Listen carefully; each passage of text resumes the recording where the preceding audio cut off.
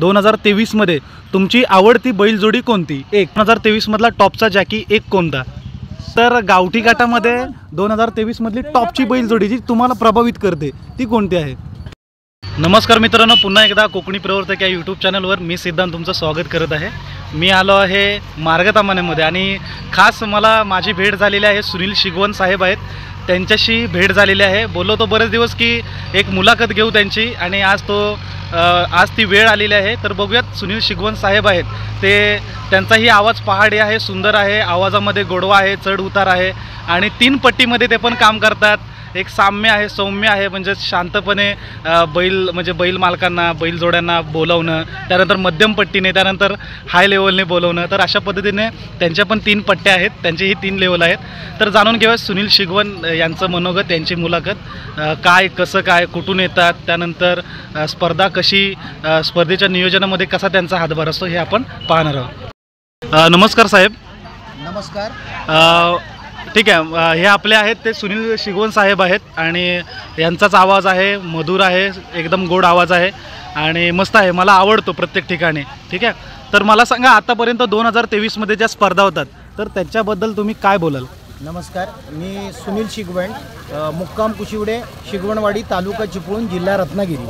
तर 2023मधल्या स्पर्धेबद्दल बोलायचं झालं तर चालू वर्षीची जी सुरुवातीची स्पर्धा झाली, विक्रांत प्रतिष्ठान खेरशेत, नागेशेठ साळवी यांनी जी स्पर्धा आयोजन केली, 126 जोड्या होत्या. अप्रतिम जिथून सुरुवात झाली आणि लावणी क्षेत्र म्हणजे लावणीच्या आधीची जी स्पर्धा झाली तरीसुद्धा उत्स्फूर्त असा प्रतिसाद सर्व आपल्या शेतकरी बांधवांचा त्या स्पर्धेसाठी होता आणि तिथून उत्तम प्रकारची सुरुवात झाली. ती आजपर्यंत आपण पाहत आहोत. निश्चितच 2022 ते 2022 हे वर्ष चिखलीचं, ठीक आहे, नांगरणी स्पर्धेचं, आणि 2023 नांगरणी स्पर्धेचं काय बदल वाटतोय का या नांगरणी स्पर्धेत? 2022मध्ये जर आपण पाहिलं तर 2022 हा अधिक मास, श्रावण अधिक मास सापडल्यामुळे यावर्षी भरपूर कार्यक्रम झाले.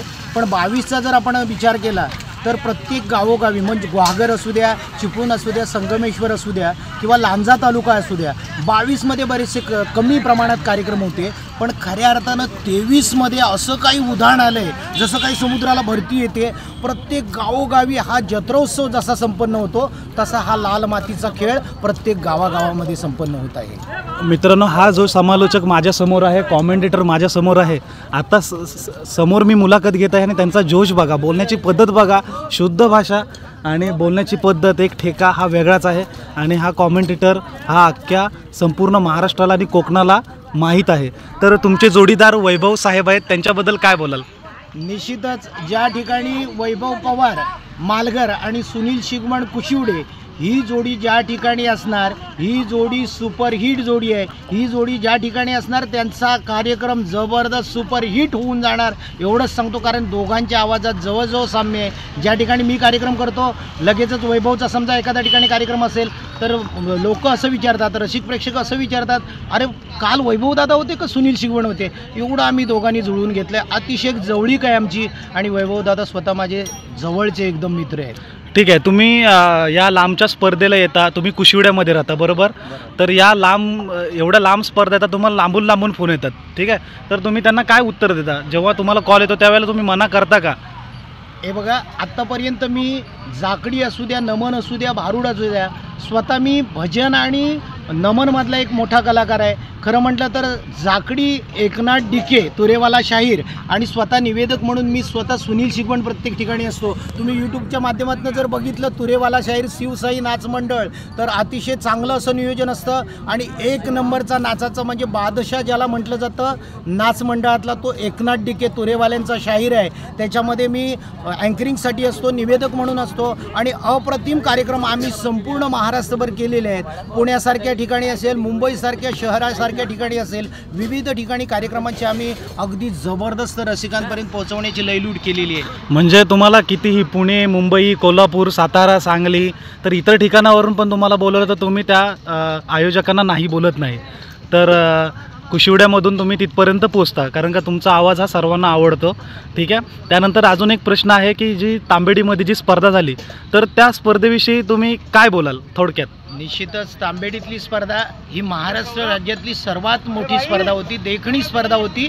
आणि या देखण्या स्पर्धेसाठी दोन्ही गटातून म्हणजे गावठी गट आणि घाटी गटामधून अप्रतिम जोड्यांनी हजेरी लावली होती. आणि त्याच पद्धतीनं त्याच ताकदीनं एक चांगली स्पर्धा महाराष्ट्र राज्यातली मोठी स्पर्धा संपन्न झाली. एवढंच मी या स्पर्धेबद्दल सांगू शकतो, ज्याचं नियोजन अप्रतिम होतं, लाजवाब होतं, सुंदर होतं आणि देखणं होतं. ठीक आहे. आणि आज मार्गदमान्यामध्ये जी स्पर्धा झाली तर ती आश्चर्यचकित करणार होती, कारण का वाटलं पण नव्हतं एवढ्या एंडिंगला एवढ्या शर्यत संपता स्पर्धा संपता बैल जोड्या इतक्या येतील. तर या स्पर्धेबद्दल काय बोलाल?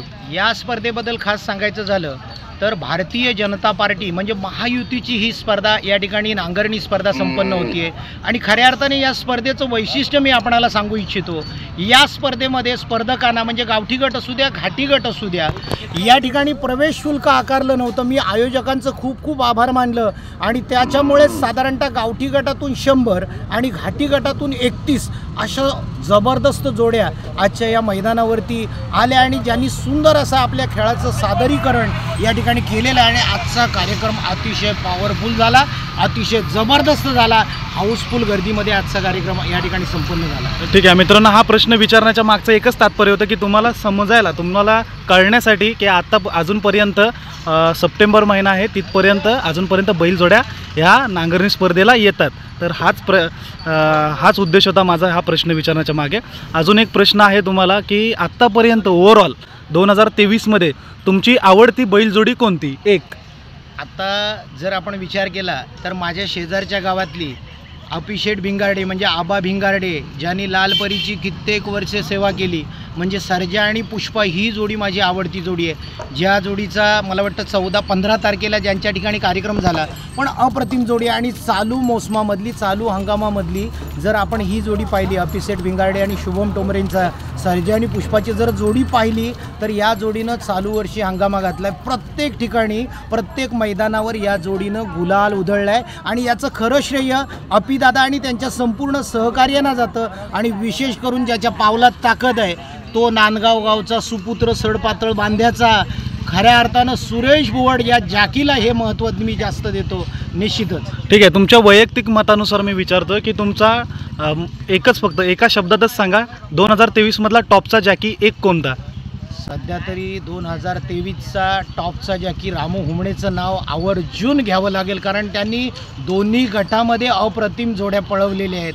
पण असे बरेचसे जॅकी आहेत पण ज्याचं नाव आवर्जून घेतो तो रामू हुमणे. मग मुन्ना असेल, अमोल गुरव असेल, देवा गुरव असेल, बाबल्या चिले असेल, आमचा सुरेश बोर्ड असेल, असे बरेचसे जॅकी आहेत. पण सध्या तरी ज्याची पावलं उत्तम चालतात तो जॅकी आहे रामू हुमणे. हा चिपळूण तालुक्यातला. ठीक आहे.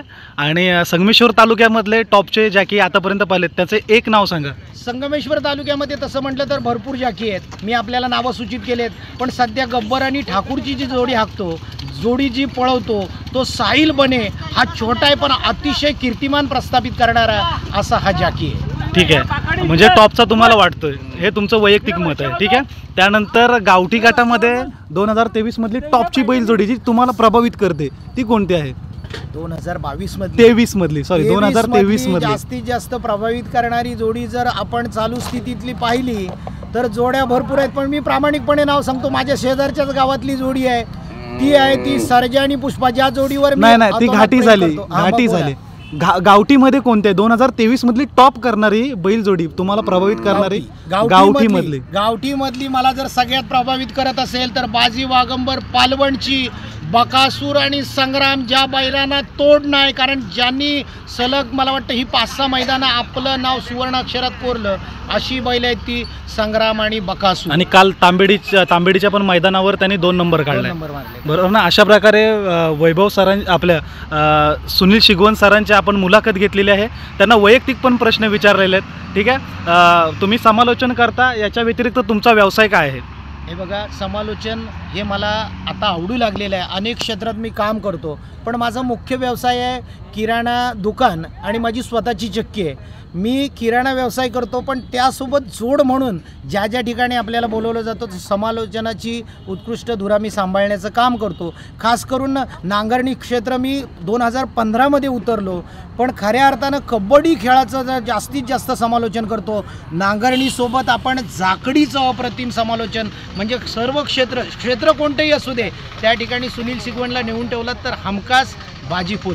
ठीक आहे, म्हणजे यांचा समालोचक उत्कृष्ट समालोचक आहेत, पण त्याच्या मागे त्यांचा उदरनिर्वाह आहे, तो किराणा दुकान आहे, चक्की आहे, याच्यावर चालतो. तर मित्रांनो, अजून एक तुम्हाला प्रश्न विचारतो की तुम्ही नांगरणी स्पर्धा बघता, सर्व शेतकरी बांधवांना बघता, तुमची शेती आहे का?